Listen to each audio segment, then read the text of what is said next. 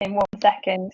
Right, okay, there we go. So, for up for today, we have Professor Nick Williams, who's joining us from the Centre of Entrepreneurship and Enterprise Studies.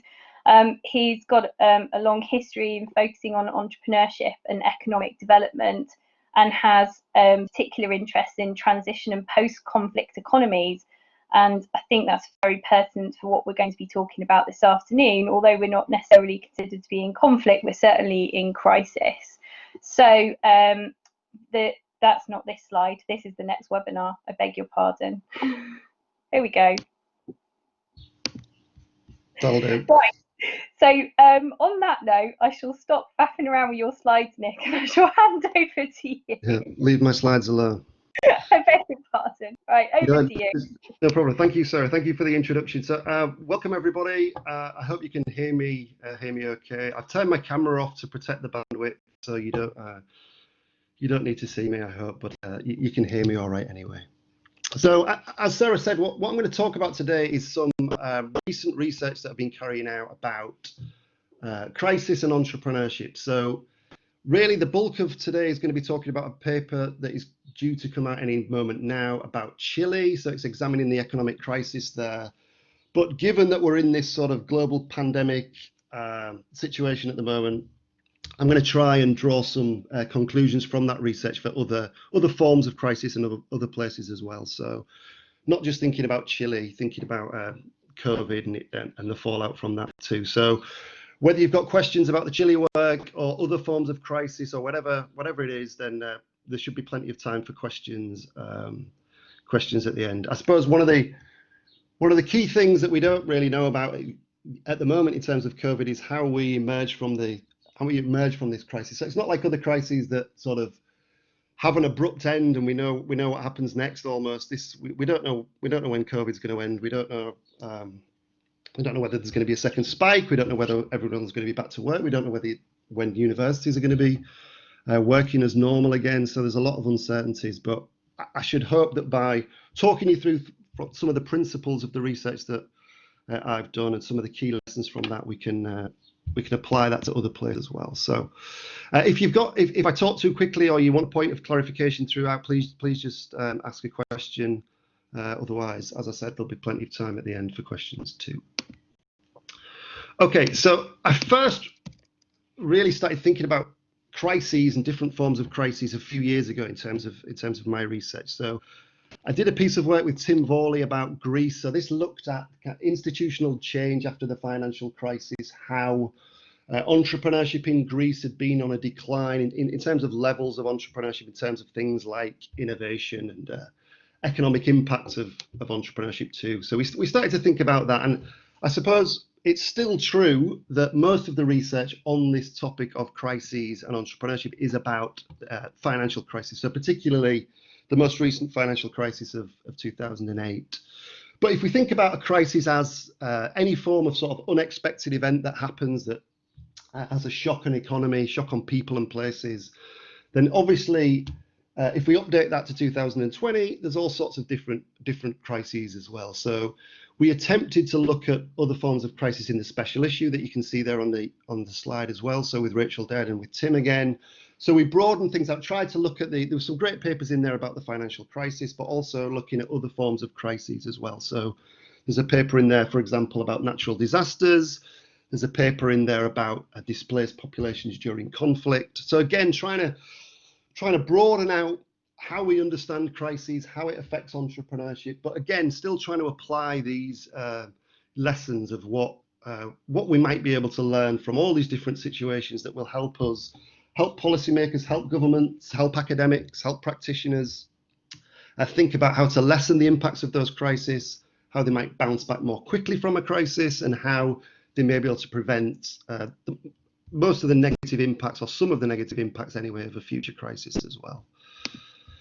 Okay, so,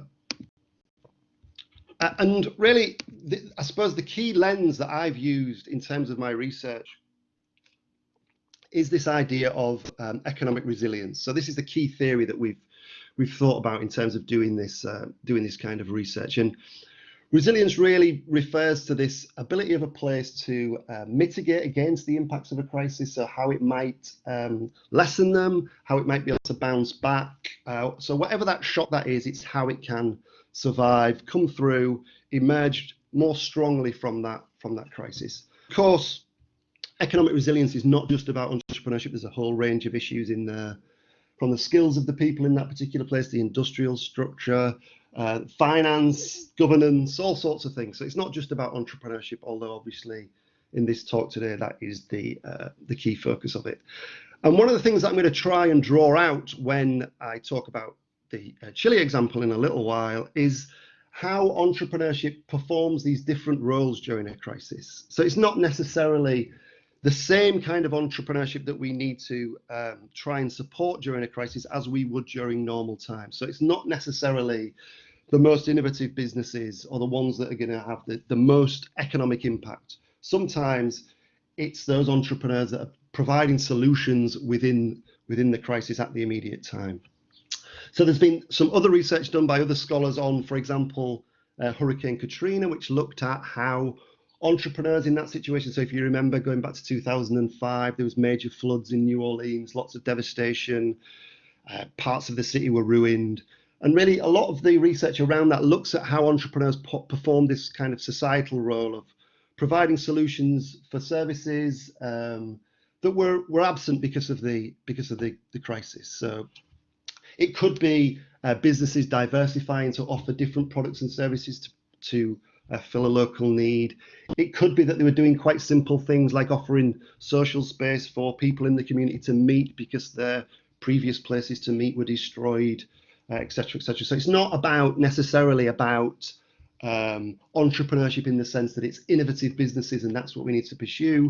In the midst of a crisis, it could be much simpler in terms of thinking about how we define entrepreneurship and how we might support it. So the other important thing to recognize as well is that during a crisis like Hurricane Katrina, like during COVID at the moment, like previous financial crises, entrepreneurs, when they are carrying out these important societal roles, are providing messages to people to think about, and they can provide a signal that the crisis is passing, or that at least that there's hope for the future. So if you think about the current situation at the moment, where in the UK, where the government is trying to sort of encourage everybody back to the shops to spend money, and it's a way of trying, for better or worse, it's a way of trying to signal that things are getting back to normal. People can be more optimistic about things. There is a future beyond the crisis. So entrepreneurship can play a role in that, in terms of signaling that there's going to be change. It can also play a role, as I said, in reconnecting social connections, providing these services and goods during a crisis time that may be absent because of that crisis as well. And obviously within all this, there's a big role for policy and government to act, to try and do things that positively influence entrepreneurship, try and influence the resilience, and therefore try and emerge from that crisis as quickly as possible, as strongly as possible, probably with a different kind of economy to a greater or lesser extent, but trying to manage through that particular process. So, in terms of the Chile research, then just before I give you sort of the ins and outs and the details of that particular, I'm just going to give a quick plug for the journal that is doing this particular endeavor. So it's quite an interesting way of a academic journal to be thinking about. So many of you listening to this webinar will be academics. I know some of you are practitioners or from policy as well. And sometimes academia is criticized for being divorced from impact. So we think about, I can sit on my computer, write a nice paper about something, but it doesn't really have an impact. But this paper on Chile is part of this Journal of Business Venturing Insights program of work about trying to have a direct impact on things. So it's what they call the Entrepreneurship Rapid Response Research, so ER3 papers. They're designed to respond to specific issues, and it also requires academics and policymakers to work together. So it's deliberately intended that it's not just academics writing a paper, they team up with a policymaker or policymakers, practitioners, and off the back of that research, then there is a program of work for those policymakers to do to apply that on the ground, if that makes sense. So it's not a pure academic paper. It has a definite policy impact to it as well. So for those of you that are listening to this, if you are interested in other papers around crisis and entrepreneurship, there's already been some great papers in there about COVID.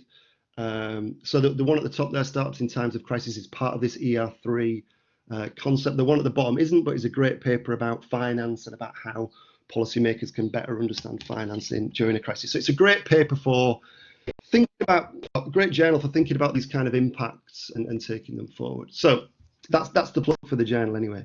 So in terms of our paper then, so ours is entitled Reorientating Entrepreneurship Policy to Tackle Chile's Economic and Social Crisis. So this is a paper that I've been working on with Pablo Munoz at Liverpool, Wim Naude at Maastricht, Trent Williams at Indiana, and also Corfo, who are the main economic development agency in Chile. So they are the policy element of our work, as it were. So the four of us academics have collaborated with Corfo to try and do a paper that has a deliberate impact at the end of it. And really, I suppose the safety warning for this is that this paper was written before the COVID crisis hit. So it kind of, things have obviously changed in Chile. They have to deal with the crisis that was previously there and that we write about in the journal, but also the COVID crisis as well. So I'm going to try and, as I said right at the beginning, try and apply the lessons from this paper without hopefully ignoring what's happening in Chile now. So the backdrop to our research in terms of Chile is the sort of major nationwide riots that happened last year, 2019, or started in 2019 and have continued into 2020 as well. So there's been large-scale riots in Chile. There's been it's sort of been years or even decades in the making. There's been increased inequality, increased dissatisfaction about people's life chances, frustration with successive governments about their seeming inability to sort of solve these problems. And the trigger for all these riots last year was something quite simple. It was a rise in public transport fares, which again people thought were unfair and unwarranted. So it led to these large-scale riots, and there's plenty of news articles on this if you're interested. So these protests started in Santiago, the capital of Chile. They spread around the country. It caused massive problems throughout the country. Many small businesses were forced to close. So if you think about that in terms of a kind of a lockdown, like similar to the kind we're having at the moment. So there was lots of protests within the country, lots of problems, which they're still trying to find a way through. And one of the sort of interesting sidelines as well is that because of this previous lockdown in 2019, during the COVID crisis now, the government has been reluctant to do a full lockdown because of the impact on businesses. So it's kept things partially open. It's tried to be more, or keep things more open than has been done in many other countries, for example, in the UK as well. So that's the backdrop of our paper, and the real role for Corfo in terms of collaborating with us on the paper and then taking it forward is they have this role in trying to support entrepreneurs through this crisis, through the COVID crisis, through whatever future crises might occur as well. So it's their job to take all this research that we've written, and it's not an empirical paper, it's a conceptual paper about crises and what might be done. It's their job then, with our support, to take it forward so that the paper hopefully has a direct impact. So as I said, they're the main economic development agency in Chile, and one of their key things to think about at the moment, or the key policy elements that they're trying to do, is support through what they call Startup Chile, finances for entrepreneurs, and more support, more guidance for people, etc., etc. So then, if we take that forward and think about the key messages that we have within the paper. So these really don't just obviously apply to Chile, but are the key messages that we set out in terms of the things that Corfo would need to think about if it's going to sort of mitigate the effects of the crisis. So the first lesson really is this principle of do no harm. So the principle that we talk about in the paper is that when a country is experiencing a crisis, it should try to avoid doing things that will further have a negative impact on entrepreneurs in that country. And that's obviously a really, really difficult job. So countries facing crisis have to balance short-term needs, paying people in schools, hospitals, keeping hospitals running, schools running, and long-term considerations to trying to get the economy in a stronger position in future, so it might be able to withstand a crisis.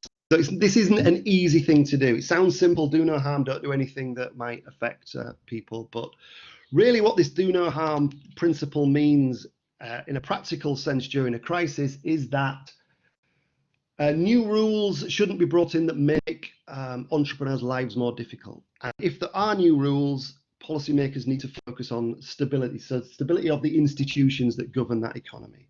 So it's no good raising taxes one week, lowering them the next week, increasing the kind of sort of paperwork that you need to do to set up a business and then changing that the next week. What entrepreneurs need, especially during a crisis, but in normal times as well, is stability, so they know they can plan for the future as best they can, even in this crisis situation, so that they can hopefully get out of it as well.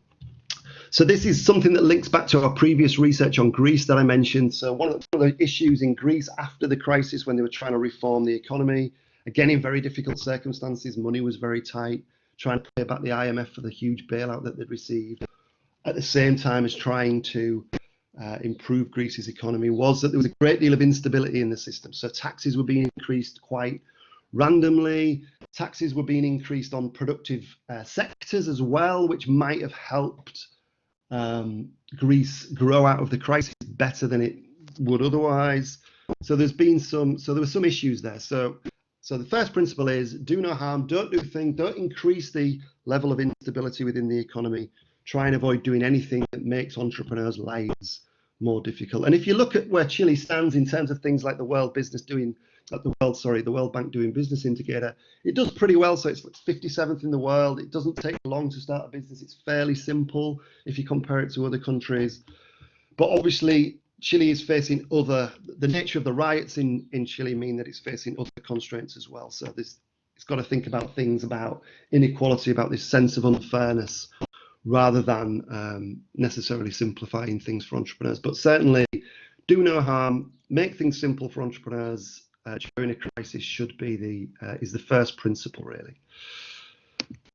Okay, and then our second principle that we talk about in the paper is about this notion of more diversity.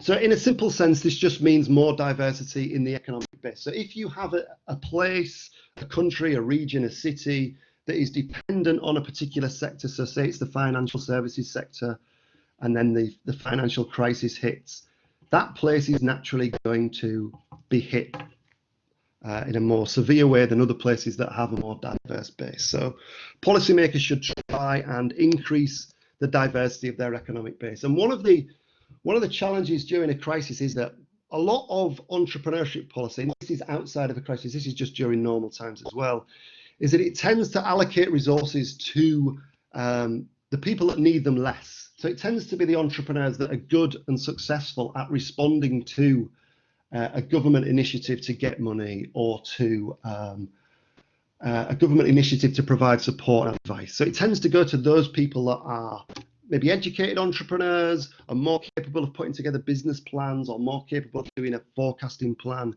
and ignores those at the bottom, but that are maybe doing more important things during a crisis. So as I said before, performing that sort of society role in trying to alleviate the pressure of a crisis. So it needs to think about not just sending support, sending finances to those people that were previously getting it. It's trying to diversify it and spread it further through the system. So one of the points we make in the paper is that policy needs to avoid this what we call elite entrepreneurship. So not just supporting those businesses that were previously successful, but trying to encourage what we call ecosystem democracy. So a wider base of people that can access this support. This means quite localized decision making on the ground in terms of policy. So identifying those entrepreneurs that are helping local people with their issues. It's not just dropping down money from the center into a capital city like Santiago and hoping that that solves everybody's problems. So it's thinking about entrepreneurs who are at the bottom of the distribution who are less good at responding to government initiatives, but at the same time may be able to solve some of these problems during a crisis. And also in terms of diversity, another thing that we talk about in the paper is that governments, normally during the good times, government policy around entrepreneurship tends to target specific sectors, specific firms that are seen as sort of the gazelles or the amazing growth businesses of the future that will help to contribute to economic growth more readily than others. But one of the things we say in the paper is that rather than focus on that kind of targeted firms or sectors, instead, policies should focus on space and place and where entrepreneurs can link up. For example, in Chile, we make the point that there needs to be more linkages outside of the capital to within the capital of Santiago, so that increases the opportunities for entrepreneurs outside of the main center of business, the main center of politics as well. So investment is needed outside of the capital, not just to those main dominant players within it to help them get through the crisis. Okay, and then the third principle that we talk about is this idea of social cohesion. So this is something that is really at the forefront of the crisis in Chile, really. So a lot of the causes of the crisis were about social cohesion issues, about these rising inequality, people being frustrated about opportunities that were available to them, a sense of elitism. So part of the protest was that protest took place in university exams where people ran in and ripped up the exam papers. So it was this sort of reaction against elitism that suggested that social cohesion had broken down in Chile as well. So one of the points that's been made about Chile is that the social strata do not mix. So the rich and the poor, if you take it in the sort of black and white terms, don't really mix. There's huge divisions, huge levels of social cohesion. And this acts as a sort of a growth penalty on the economy. So countries that are more socially cohesive tend to grow more quickly because people can work more positively together. And just going back to the example that I talked about in terms of Hurricane Katrina earlier on, part of the research around that is obviously that entrepreneurs can make this contribution to social cohesion. It's not just about those innovative businesses making nice new products, the new version of the iPhone or whatever. It's that they can have this impact on social cohesion and do things that society benefits from, but maybe can be economically beneficial as well, but not necessarily. And so when we sorry, I didn't click on the slide, apologies, but that's the bit about social cohesion. So we take forward and we talk about some recommendations that Corfu needs to think about in terms of how it can enhance this social cohesion. So we say, one of the things that we say in the paper is that obviously entrepreneurs can fill this community roles, and part of Corfu's role should be trying to identify these people. So making decisions very localized, finding those people that are providing solutions to maybe supply chain issues, very local level issues on the ground, that help people manage the crisis that they are facing, trying to get out of the crisis. So this requires Corfu to revisit some of what is commonly understood about entrepreneurship and entrepreneurship policy. So it's a way of rethinking about what is productive. So it's not necessarily, as I said before, it's not necessarily about this fast-growing innovative entrepreneurship, but in crisis places or in post-crisis places, it's this societal element that's important too. As I said before, the part of the method for doing that should be to think about the peripheral places within Chile, so thinking outside of Santiago, the capital, trying to support more there. The ecosystem, the entrepreneurial ecosystem within Santiago has been very well subsidized over the years. It's benefited a lot, but there's a need to sort of spread the benefits of that out more widely. And by thinking about social cohesion and how entrepreneurship can help to solve some of those issues, then that is one method that Corfu can think about. Okay, so that brings me up to the conclusions then. So as I said right at the start, obviously, most people listening to this, the crisis that's going to be on your mind is COVID, lockdown, how we get out of this, what's going to happen next. And I hope that I've convinced you that although the Chile economic crisis before COVID hit was very different, there are still principles that we can apply to try and think about how we might resolve a crisis, how we might get out of it, whatever that form of crisis is.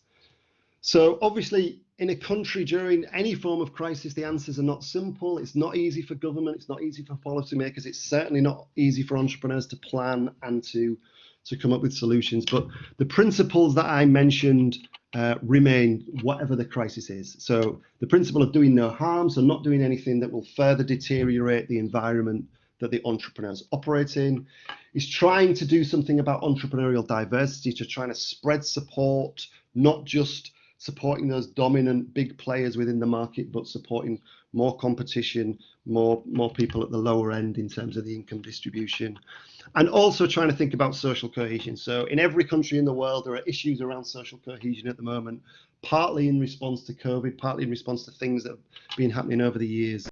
And it's another thing that policymakers need to think about if they're going to try and resolve things as they develop.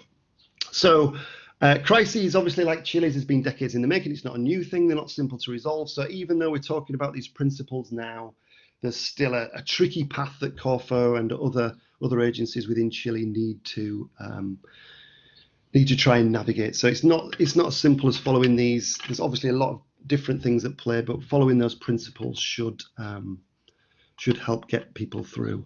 And I suppose the last point, really, before we open it to questions, is that responding to an economic crisis like Chile's that has been decades in the making is probably simpler than responding to the crisis at the moment in terms of COVID. So COVID really wasn't foreseen until maybe the beginning of this year, not properly anyway. So it was a very uncertain crisis. It's very uncertain how we emerge from it, as I said before. So it's not an easy task for any policymaker at the moment, trying to think about how they might emerge from this crisis and what the right things are to do, what might work. Okay, so I think that's it. So we can. Thank you. That's really interesting, and it's quite useful to see it sort of boiled down to those kind of really key nuggets, isn't it? So I'll let people start typing in the chat window questions, and I know we've got some questions that have been submitted previously. Just for the quality of kind of the sort of experience of people, if I could ask you to keep your mic muted, and if you've got questions, would you mind typing them into the chat? Just otherwise we'll end up with quite a bit of echo going on. But I just wanted to ask before we get started then, so given what you know about sort of what works and you know the lessons learned, how well do you think the UK government are doing in terms of protecting our entrepreneurs in the UK? Gosh, the political question at the beginning, Sarah. Well, I think that no one would think, whatever part of the political spectrum you are on, no one would think that any government in this situation has got it easy. And certainly mistakes have been made. I'm sure more will be made. And that's not to defend what they've done. I think that whether the lockdown was the correct course of action in terms of like almost a complete lockdown, time will tell. I think that when we think about the COVID crisis in the UK and other forms of crisis elsewhere, I can't think of a situation where economy, and it's not just the UK, of course, other economies have done this as well, has just shut down. It's almost like the economy's been put into a coma for a few months, and then it's gradually sort of helped out of that coma. So I don't think that, I think that some of the policy around entrepreneurship, especially around small businesses supporting the individual entrepreneurs, the self-employed, seems to be very messy to me. So it seems to me that the government has done a better job at furloughing staff, for example, or employed staff in other firms. But the support for self-employed people came later. It's much more complicated about how you might qualify, what your financial situation might need to be in order to qualify for that kind of support. So it looks messy to me. How we emerge from it next, I suppose, is the big unknown. I mean, if businesses can get back, if they can reduce the 2 meter rule, that might make that 2 meter rule rather, that might make things simpler. But it still seems like a long way back towards normality to me. Does that answer your question, or have I circumnavigated? Yeah, absolutely. I mean, well, we've got another question in the chat. Maybe we can return to kind of the COVID in a sense. So the question I think related to the stuff you were looking at in terms of Chile, saying so. How have entrepreneurs responded to the claims that economic inequality was the main reason for social breakdown? Did they concur that that was what was going? Well, in terms of our paper, it's not an empirical study, so we didn't interview entrepreneurs, although obviously the paper builds on work that has been done in Chile. So I haven't been involved in that, in interviewing entrepreneurs myself, and nor have the people involved in the paper. But my sense is, from reading around it and discussions with people involved in Chile, is that everybody in Chile sees this as the big issue, sees this inequality and this lack of connection between different social stratas as the biggest challenge to Chile. So I think it's something that would be common to the perceptions of entrepreneurs, in the same way that it would be common to the perceptions of young people or old people who've lived through a lot of change in Chile. So the inequality side has risen. Various governments in Chile over the years have tried to do something about it, but I think the perception is that it's just got worse, it's not getting better. Obviously, during the sort of enforced lockdown where businesses shut, there was a huge sense of frustration from entrepreneurs and business people in Chile at the time. But many people locked down because they didn't want to get the shop smashed up, of course, but also recognised the challenges that were facing Chile, and almost without overtly supporting the protests, were certainly sympathised with the main thrust of it, I suppose. I mean, all of this, Chile's facing this big crisis, and one of the things that they're trying to do is develop this new constitution, which is obviously going to be a national thing that tries to re-establish the relationship between the people and the government. So it tries to ensure more representation of people, so that they feel like things like inequality, social cohesion is being dealt with more at a local level, not just in the capital. So there was going to be a vote on this new constitution that was going to be in April this year. It's been put back till, I think it's October or November this year now, because of COVID. So they've got this big mess of things to try and deal with. But most of that is around this recognition that inequality has grown. The reforms in the economy have not helped with that. Economic development is quite concentrated around the capital, and I think entrepreneurs would concur with that view as well. Well, just to pick up on that, then there was a question sort of submitted beforehand about the fact that Chile is sort of under more sort of public scrutiny at the minute because of what they've been through.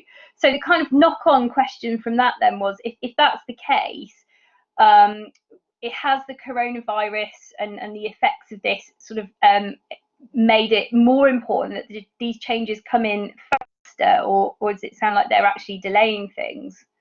I don't think they're delaying things. I think there is a recognition that they need to come in faster. So I think that COVID has brought obviously this to the fore even more. So it delays things in terms of what can be done, on the ground, because there is as I said, I think that there's a sort of a partial lockdown. They've been reluctant to do a full lockdown, but it's really brought this the need to do something to sort things out to the fore. So there will be naturally a delay because of COVID in terms of how they can approach things. But I know that there's been lots of conversations within government, not just CORFO, but other economic development arms of the government, to make sure that they tackle this. But the big thing will be about this constitutional vote. So if that goes the way of the wrong way, as the people see it, or is seen as supporting the government. So there's been lots of calls for the president to stand down and lots of calls for the government to quit. So if it's seen as a way of the government to consolidate more power, it will just lead to more inequality, less social cohesion, more riots probably. But that is the big thing that they need to deal with, is getting that constitutional changes through to try and then improve things. So I think COVID speeds things up in terms of what CORFO needs to do in a sense, although there's obviously a pause in terms of what they can do on the ground, but speeds up the need to actually do something and tackle these problems, because the fallout from COVID in Chile, much like it is in the UK, is going to be huge. There's going to be massive financial implications for the government in terms of bailing out businesses, bailing out individual entrepreneurs.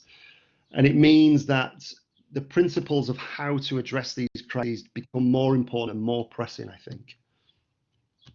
So just before we change topic from sort of, this idea of sort of social cohesion and things to something else, I'll just pick up on one of the questions in the chat that follows on from this. So Catherine said, people are arguing that the cause of current protests in the US and other places are not just about, black and white, but more about this kind of general social class solidification.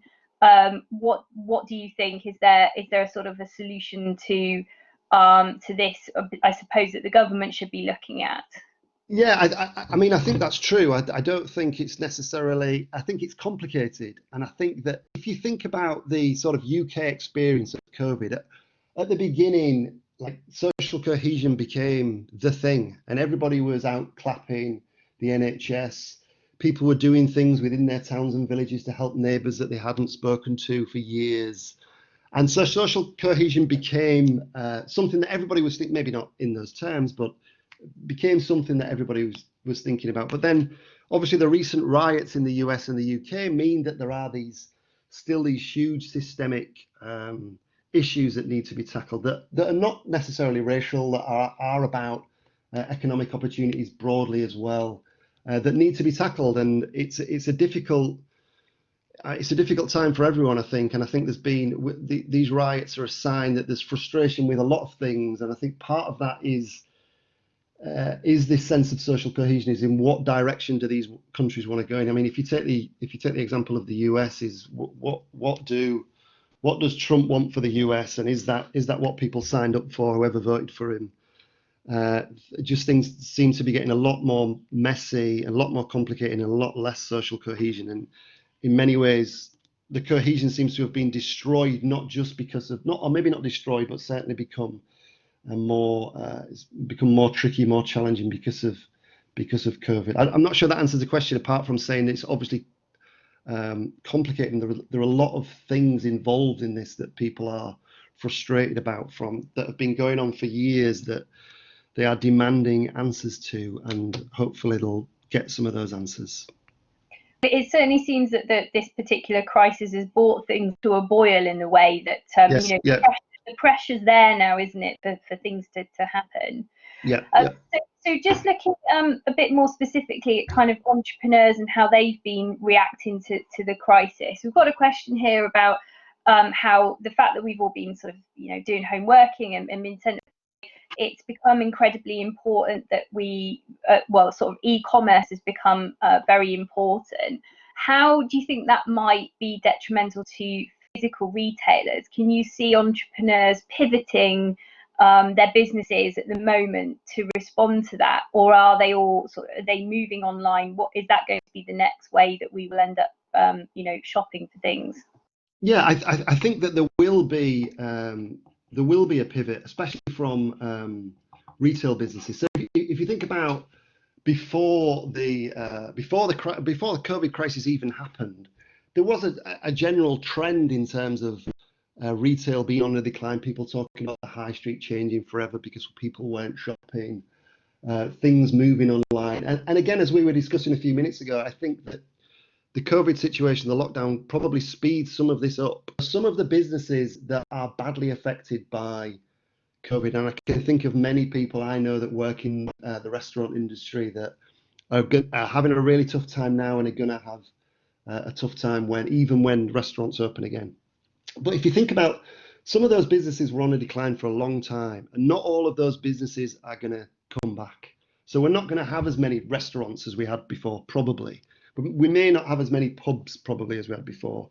And retail will change. So people will be shopping less, depending on how long the 2-meter rule lasts. I think my hunch is that people will continue to prefer to shop online. And people were already taking that option anyway, because it was cheaper in many cases. But I think it'll speed it up. So probably in the same way that people were talking about towns and cities changing before and becoming more like social hubs where people go for coffees rather than shop. COVID, the lockdown, businesses pivoting to go online and take advantage of e-commerce will probably be sped up because of this current crisis. Yeah, I've seen lots of that kind of working in real time, and even the local bits round by us. I mean, I suppose one of the tricky things within that is if you're a policymaker in your government and you're handing out money to support businesses, it's trying to identify those businesses that wouldn't have come back or were on the decline anyway. So I know some businesses that are having trouble accessing the furlough scheme and other forms of support because they were in a sort of parlous financial situation before, either sort of on the verge of administration or going into it. So as a policymaker, you've got to think about which businesses should be coming back, and maybe not all of them should. So, and that's obviously a tough thing to say and a tough thing to have to make a decision about, because that's people's lives, people's jobs. But the high street will change, and the nature of business. I'm not expecting a revolution in terms of the nature of business. I think that, but there will be a general trend for things moving online over the coming years. Sorry, I interrupted you, Sarah. I think. Sorry. No, it's fine. I mean, there are no easy decisions, I think, at the moment. So just picking up a different line of questioning, there's a question here about sort of what happens after the crises. So from your work that you've done in sort of Chile and Greece, appreciating they've sort of gone back into a kind of crisis situation, but in the interim period, after their sort of crises died down a bit, what happened with their global economic alliances? Will the global economy between advanced and less advanced countries go backwards? I suppose a lot depends on what happens with the USA. So I think one of the challenges one of the negative outcomes of all this will be that a place like the US and other places as well probably will become more protectionist in terms of their outlook. So the US will look inwards, will try and support its own industries, its own businesses, without really thinking about connections to Chile or wherever else it is. I hope not, but I think one of the negative outcomes of it might be that there's a greater divide between advanced and less economies. Hopefully not. We can all positively work together, but I suspect that might be one of the outcomes. Certainly in the short term, hopefully not in the long term, but it's a bit of a tricky one. Does that answer your question? Yeah, I think it does. Although, but please do ask follow-up questions in the chat window if anyone would like to.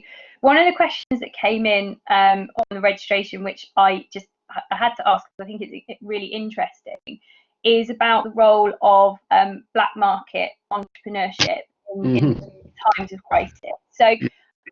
We've seen prior examples where in the cases of sort of long recessions, depressions, black market entrepreneurs with selling illicit goods actually help to kickstart the economy again. Yeah. Can you see that happening as we return out of this crisis, or is there going to be a different sorts of routes for entrepreneurship to emerge, maybe through more legitimate means, technology based things, for example? Yeah, if I click back a slide, so I've got a little visual clue. If you look at the bottom left of that picture, so you can't quite make me out, but just in front of the letter B, that is I. So this is me in Kosovo in front of the newborn sign. So and one of the other pieces of work that I've been doing is looking at crisis and these sort of post-conflict economies. And it's certainly true that in these kind of places, this kind of illegal activity has gone on and still goes on. So there's still high levels of corruption, lots of illegal, people doing all sorts of different stuff. And I could tell you all sorts of stories about Kosovo, but I won't bother. But I think that the current crisis and the current lockdown is slightly different, because I would hope that we can, when everything comes back to normal and there's some miracle happens where we get a vaccine or something, there's some sort of health solution, that we can more quickly bounce back, that there is less of a role for this kind of illegal activity, because there's not necessarily the space for it. Where this illegal activity happens is where governments are weak. There's people are not being arrested. The law courts are not functioning properly, and I don't think that's necessarily the case. Even in a country like Chile, after it emerges from this crisis, I'm not sure that is the case. It certainly is the case in some other countries, and corruption will be a big thing. But I think if you think about the UK and other places, we will hopefully bounce back. There still should be money sloshing around in terms of banks and how they can lend to businesses. So I'd hope that our return to the norm is driven by legitimate businesses rather than illegal entrepreneurs filling that gap. So it's not like in these other countries, like in the former Yugoslavian Balkan states, where there are these massive problems in terms of governance, or that shouldn't be. Government is still strong in most of these countries that we are talking about, to a greater or lesser extent anyway, in the UK, US. Even if you disagree with the policy decisions made, there is still government in place to run the rule on these things. So I don't anticipate that there's going to be a huge leap in terms of illegal activity. I would hope that we bounce back in a more normal way after the crisis. I hope that answers the question as well.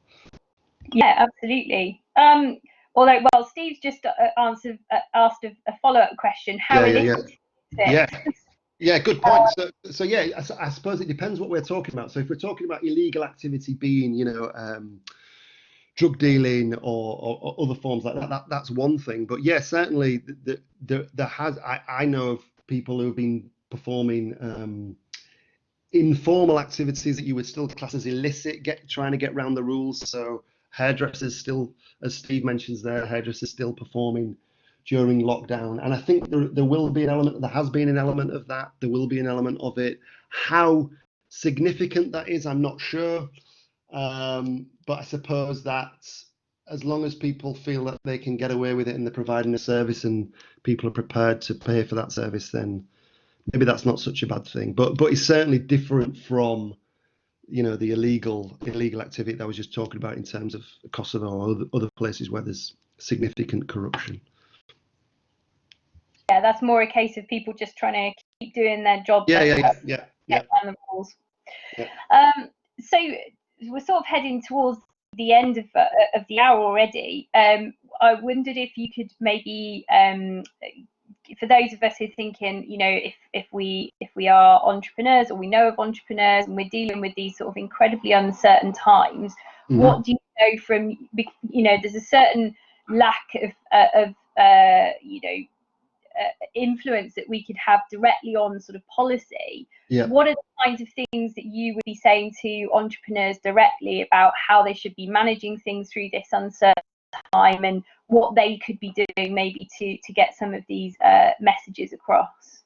Well, I think this is a good opportunity to plug another project, Sarah, so thank you. So in terms of my next steps, or our next steps, then one of the things, if you are listening to this webinar and you're an entrepreneur or you're a practitioner or a policy person, our next steps is this, what we are calling the ERIC project, which is Entrepreneurial Resiliency, Innovation and Change. So we will be speaking to entrepreneurs over the next 18 months about how they've managed the crisis, what they've done differently. We'll be talking to them about whether they've done any illicit things or not, how they've coped with the crisis, how they might emerge from it. So hopefully 18 months is a reasonable timeline for doing it, but who knows when we'll emerge from it. So that's what we are going to try and do in terms of supporting entrepreneurs during this crisis, is to learn from them and hopefully inform policy. So if you want to get involved in that particular project, the Twitter handle is at the top there, but there's also going to be a website. I don't think the website is live yet, but there's going to be a website. If you want to get involved in that and give your views, then that would be great. Please get in touch with me, and you can. I'm not sure I have any great advice, Sarah, for entrepreneurs at this particular time, except to say that obviously it's very, very tricky and very difficult. So navigating your way through it and hoping that things get better seems to be the best bit of advice that I could give at the moment, without offering something that's a little bit, I don't know, churlish and superficial. I'm not sure I've got great advice for individual entrepreneurs apart from please get in touch with us, tell us your stories, and hopefully we can have an impact on policy in that way. Do you have any advice, Sarah, being one yourself?